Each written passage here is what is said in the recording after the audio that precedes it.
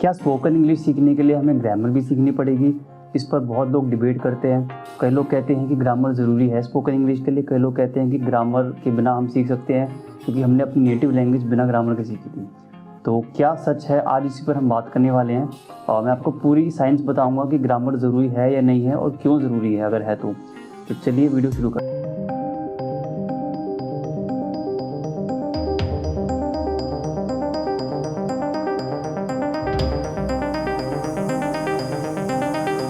करते हैं spoken English सीखने के लिए तो हमें लगता है कि ग्रामर ज़रूरी नहीं है, लेकिन मैं आपको बताऊं ग्रामर ज़रूरी है, लेकिन आपको दो बातों का ध्यान रखना होगा। सबसे पहली बात, ग्रामर भी दो तरह की होती है, एक होती है स्पोकन इंग्लिश ग्रामर और दूसरी होती है रिटन ग्रामर। तो आपको सिर्फ स्पोकन इंग्लिश ग्रामर सीखने की ज़रूरत है, उसको मैं सेंटेंस फॉर्मेशन ग्रामर भी बोलता हूँ। इनको सीख कर आप सेंटेंस फॉर्म करना सीख जाते हो, आप अच्छे सेंटेंस फॉर्म कर पाते हो, जो कि बहुत ज़रूरी है। तो वो कौन कौन से ऐसे कॉन्सेप्ट्स हैं वो मैं आपको बताऊँगा। उससे पहले मैं अपना दूसरा पॉइंट बताऊं, आप अब तक जो ग्रामर सीखते आए हो वो सीखते आए हो स्कूल स्टाइल से, लेकिन अब आपको स्पोकन स्टाइल से ग्रामर सीखनी है। मैं आपको एग्जांपल देता हूँ। जैसे हम बोलते थे राम आम खाता है, राम के द्वारा आम खाया जाता है, ये पैसिव हो गया इसका। क्या हम स्पोकन में कभी ऐसा बोलते हैं कि राम के द्वारा आम खाया गया या फिर मेरे द्वारा आम खाया गया? नहीं, हम बोलते हैं कि मैंने आम खाया। ठीक है, तो जो स्पोकन में यूज़ होता है, जो प्रैक्टिकल लाइफ में यूज़ होती है ग्रामर, उस तरीके से आपको ग्रामर सीखनी है, स्कूल स्टाइल से नहीं सीखनी है आपको। तो वो मैं आपको बताऊंगा कैसे सीखनी है। तो अब मैं आपको बताता हूँ कि कौन कौन से कॉन्सेप्ट्स हैं जो बहुत ज़रूरी है। सबसे पहले तो है टेंसेस। टेंसेस आपने सीखे होंगे, आपको लग रहा होगा आपने टेंसेस सीखे हैं, लेकिन वो तरीका गलत था सीखने का।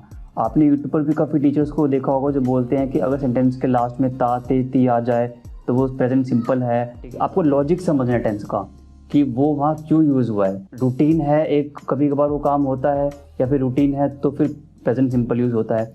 Perfect tense means action done. तो इस तरीके से ग्रामर सिखाई जाती है और सीखी जाती है। डोंट वरी, मैं वो वीडियोस डालूंगा लॉजिक समझाते हुए, आप उनको फॉलो करना। उसके बाद आपको सीखना है पैसिव।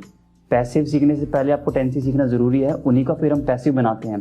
पैसिव बहुत ज़रूरी होता है ताकि आप रिसीवर को मेंशन कर सको, क्योंकि जो नॉर्मली डूअर होता है वो नॉर्मल सेंटेंसेस में आप उसको मेंशन करते हो, लेकिन जब पैसिव की बात करते हैं तब हमें रिसीवर को एम्फोसाइज करना होता है।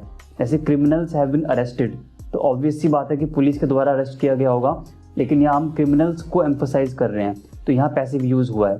तो इन सेंटेंसेस में पैसिव यूज़ होता है जहाँ पे रिसीवर को एम्फोसाइज करना होता है। उसके बाद आपको पॉजिटिव वर्ब सीखने की ज़रूरत है, ये भी बहुत ज़रूरी है, बहुत यूज़ होता है। गेट, हेल्प, लेट, हैव और मेक, ये सारे पॉजिटिव वर्ब्स होते हैं और ये काफ़ी इंपॉर्टेंट है, स्पोकन इंग्लिश में यूज़ होते हैं। लोग बोल देते हैं जैसे मैं तुम्हें समझा दूंगा, तो उसको बोल देते हैं आई विल अंडरस्टैंड यू।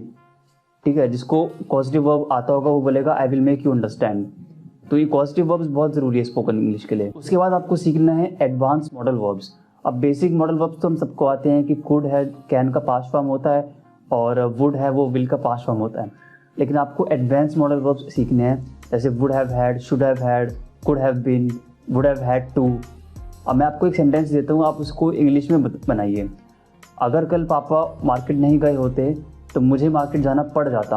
अब कई लोगों ने इसको अलग अलग तरीके से बनाया होगा, आप चेक करना।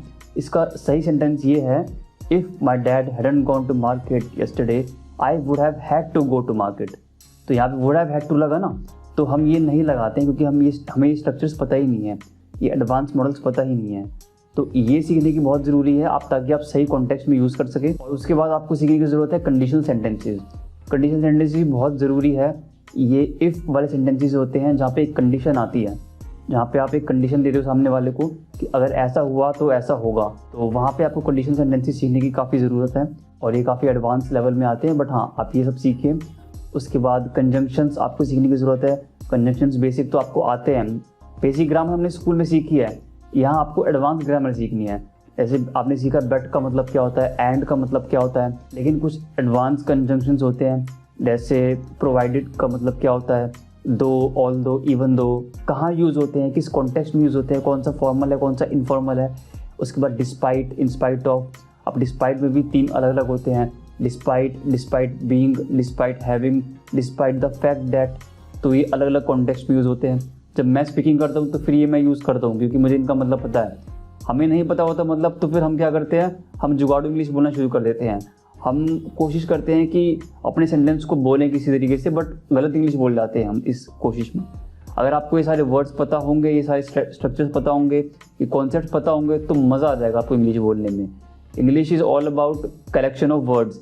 तो ये सारे वर्ड स्ट्रक्चर्स आपको पता होंगे तो आपको उस इंग्लिश बोलने में आसानी होगी। और ये जो मैंने आपको कॉन्सेप्ट्स बताए हैं, ये ऐसा है कि जैसे केक होता है ना, केक के ऊपर जो क्रीम होती है, उस तरीके से है ये कॉन्सेप्ट्स। क्योंकि ग्रामर बहुत बड़ी है, ग्रामर इज़ एन ओशन। आप सब कुछ नहीं सीख सकते हो, तो आपको ऊपर ऊपर की क्रीम सीखनी है बस। आप वो सीख जाओ, आपका काम हो गया, आपको स्पोकन इंग्लिश आ जाएगी। स्पोकन इंग्लिश वाली ग्रामर है, ठीक है। तो चलिए मैं आपसे नेक्स्ट वीडियो में मिलूंगा, और कोई डाउट रह गया हो इस वीडियो से रिलेटेड तो आप मुझे कमेंट में बताना। हम मिलेंगे नेक्स्ट वीडियो में। Thank you.